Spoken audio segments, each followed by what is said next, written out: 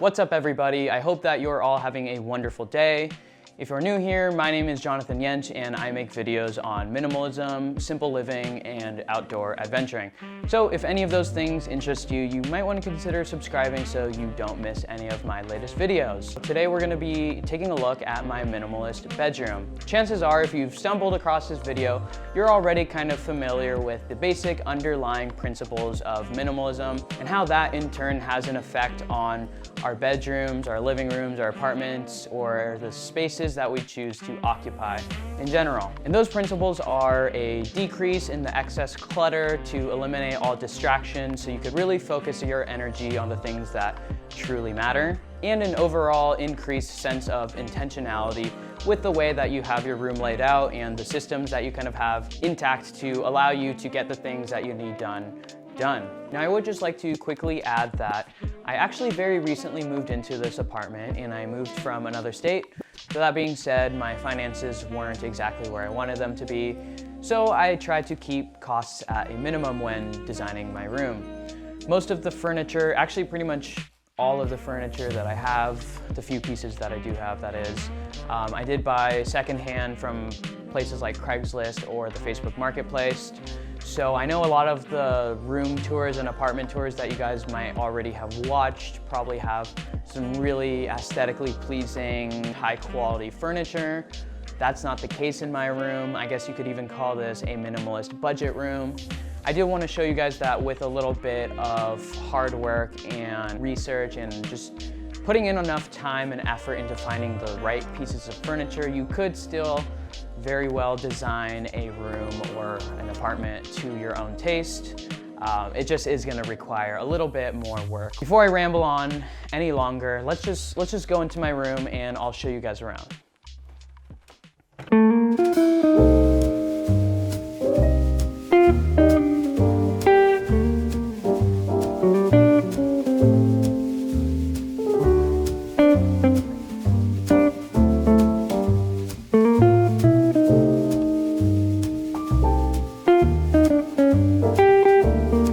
First of all, let's have a look at my bed.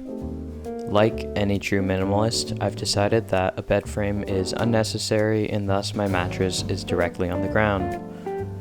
I don't find the comfort to be compromised, so this works perfectly fine for me. Not to mention, I didn't have to spend money on a frame.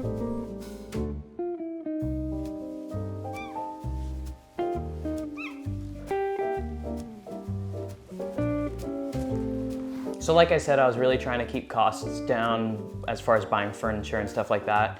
And when I moved here, luckily my sister, who was my roommate, had a friend who had an extra mattress. So I just took that one and I've been using it ever since. I'll probably get a new one at some point, but for now it does the job.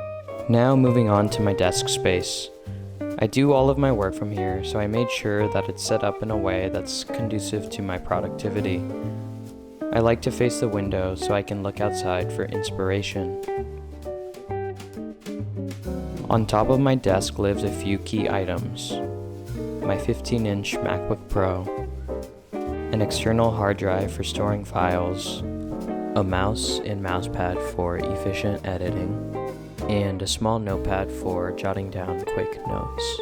So I actually got this desk on the Facebook Marketplace. It was a really reasonable price and I was searching for a couple days before I found something that I thought would suit my needs. In the past, I wouldn't really have considered the kind of drawer setup desk, but I think it actually turned out for the best because I do find that I use the drawers all the time and they are really useful for kind of organizing your stuff that would otherwise not have a designated spot. Okay, so I've said this in the past and I will say it again. I absolutely hate this hideous chair. I mean, it looks like something that you would get straight out of your grandma's bedroom or something, but it was free. I actually found it in the downstairs basement storage area. That's certainly not minimalist at all. In fact, I would consider it anti-minimalist.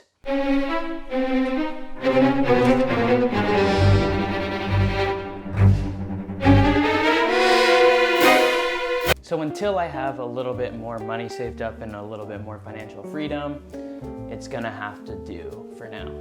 Sorry. And the part of my room that has the most character, my shelves. I really love plants because they bring life into a room. And, well, they just look great.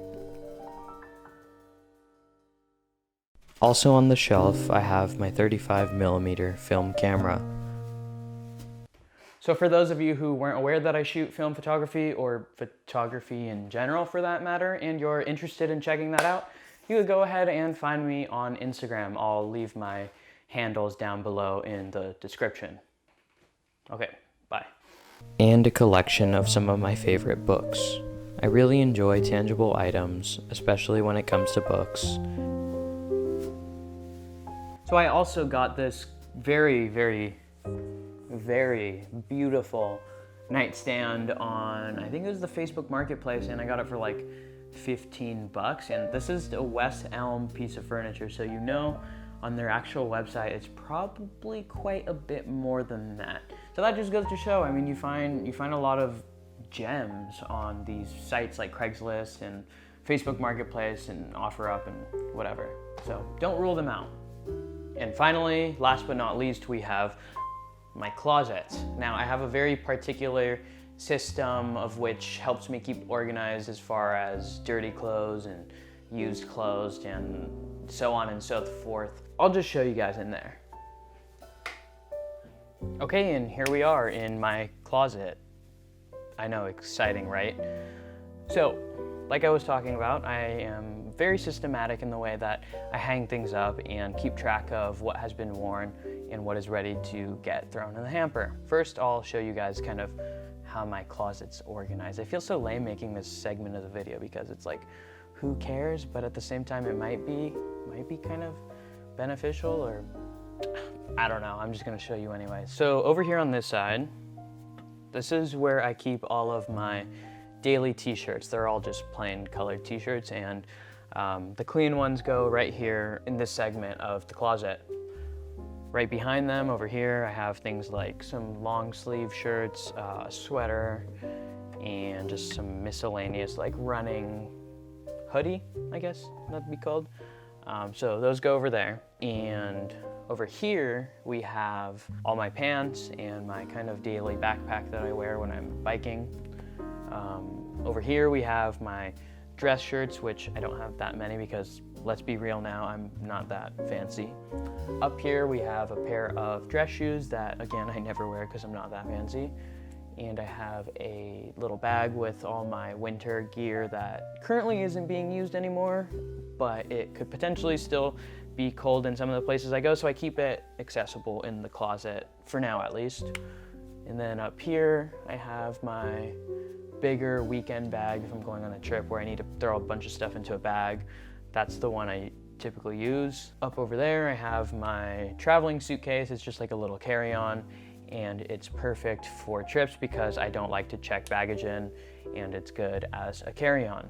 So the systematic method that I was talking about, how I stay organized in here, aside from everything being in its place, is just, like I said, these are clean t-shirts, and what I do is I'll wear one, and I think it's still, as long as I'm not sweating profusely and doing a lot of physical activity. Probably in the summer this might even change because I'll just sweat more by nature.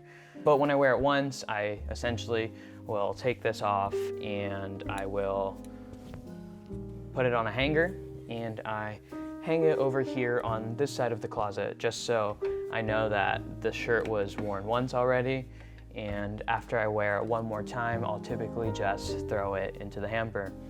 This works for me, it might not work for you. You might think that's absolutely gross that I wear shirts a couple times, but whatever. I don't think I sweat that much and I don't think I smell, so it works for me. And this is just an example of one of those little things that you kind of implement into your room and your life to keep things a little bit more efficient so you can focus on other more important things.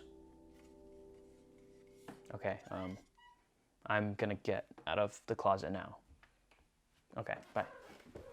So that's pretty much everything, guys. As you can see, there's nothing really fancy about my bedroom.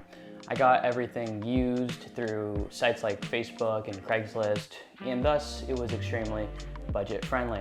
That just goes to show that you can and it is possible to design your room to your liking for a low budget, as long as you're willing to put in a little bit of effort and time.